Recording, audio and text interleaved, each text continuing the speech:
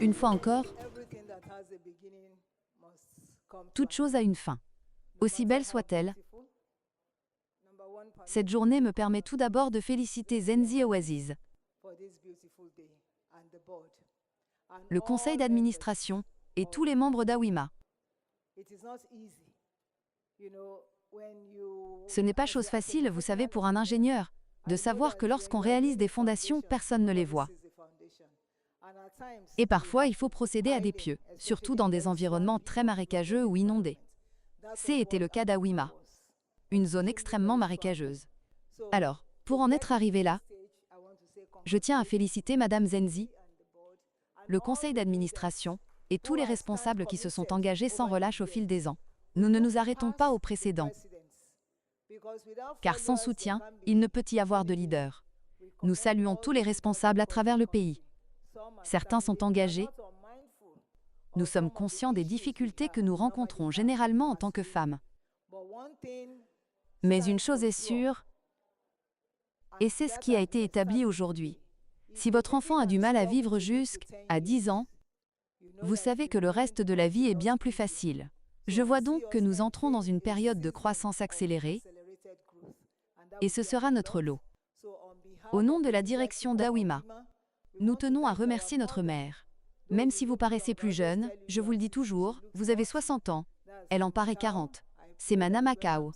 Je prie pour que, lorsque j'aurai 72 ans, je vous ressemble aussi. Vous comprenez, dans quelques années peut-être. Vous êtes vraiment resplendissante. Je tiens à remercier nos anciennes présidentes. Mélodie, la fondatrice, Georgette, qui a tant œuvré pour jeter les bases. Madame Pasqueline, et maintenant vous, Zenzi. Nous félicitons toutes les dirigeantes nationales de WIM.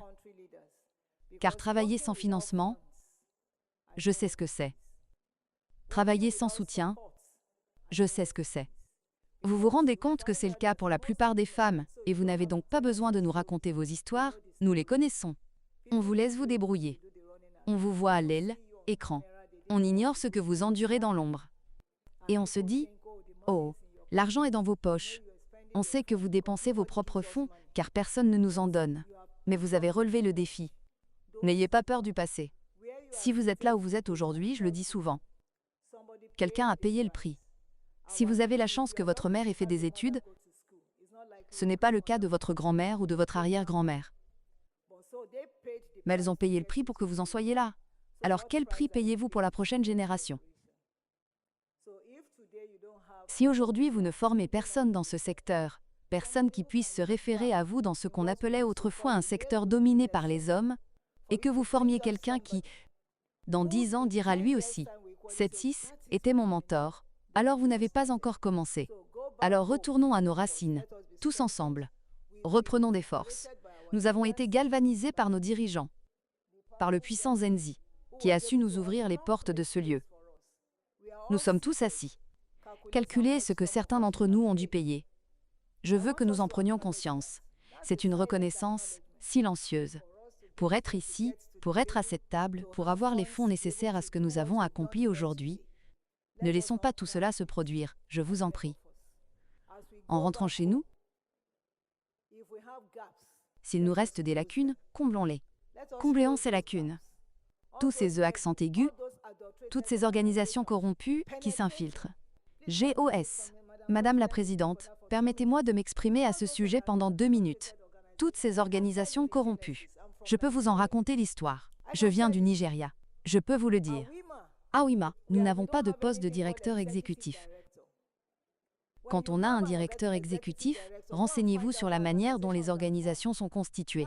Ce directeur exécutif contrôle plus ou moins une société à responsabilité limitée. Mais nous avons une association, et je suis heureux que M. Vuzi, ou quelque chose comme ça, vous savez, je ne sais pas, la Chambre de commerce, je vous l'ai dit. Nous avons suivi les processus démocratiques à maintes reprises. C'est donc l'association à battre. C'est l'association à laquelle il faut adhérer. Nous avons été menacés de poursuites judiciaires et nous leur avons dit d'aller en justice. Pouvez-vous imaginer quelqu'un qui nous a rencontrés dans cet espace, nous écrire pour dire « Oh, ils vont au tribunal? Comment choisissent-ils » Pour quiconque a une conscience, on ne choisit pas des noms qui déstabilisent ou sèment la confusion. C'est un acte de fraude. Ce n'est pas acceptable. Alors pour ceux d'entre vous qui recherchent des nominations, qui manquent de confiance en eux, et qui se jettent dans les filets de chaque petite organisation qui surgit, allez développer vos compétences. Comprenez qui vous êtes et soyez capable de relever les défis qui vous attendent. Et puis, le prochain point sur lequel je veux nous mettre en garde, c'est que des femmes africaines ont rejoint le mouvement. Certains d'entre nous ont étudié à l'EL, étrangers, et je sais,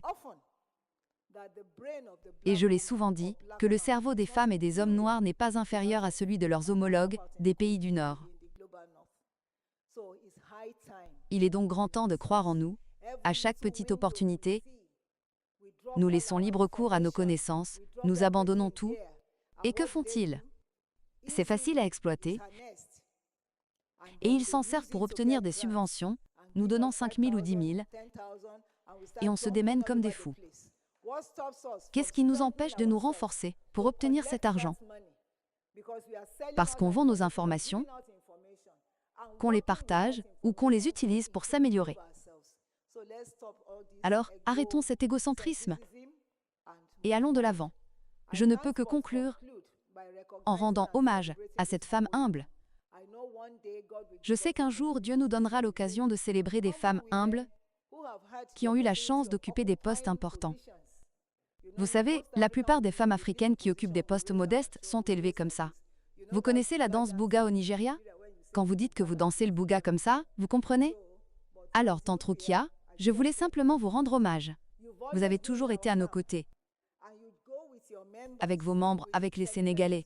Je les envie quand je les vois tous autour de vous. Tante, continuez comme ça. À 90 ans, vous récolterez les fruits de votre travail. Quand vous les voyez tous se rassembler autour de vous, c'est que vous avez été si accessible. Monsieur le directeur général de l'Agence de surveillance géologique du Sénégal, vous êtes toujours parmi nous. Alors, encore une fois, je tiens à vous remercier. Pour clore cet événement, je vous en prie. Je vous en supplie. Des comités vont être mis en place. Nous allons collaborer entre les pays. Prenez cela au sérieux. Œuvrons à la réforme de notre Constitution. Renforçons-la davantage. Ne laissons pas tomber ce que nous avons commencé aujourd'hui. Ensemble, nous irons loin et créerons un monde meilleur. Voyez ce que j'avais prédit. Les femmes prennent déjà le relais. Dans les cours de géologie, il y a plus de filles que d'hommes. J'espère que vous le savez. Nous prendrons les rênes. Nous prendrons les rênes au nom de Jésus. Rentrez chez vous en paix. Que Dieu vous bénisse.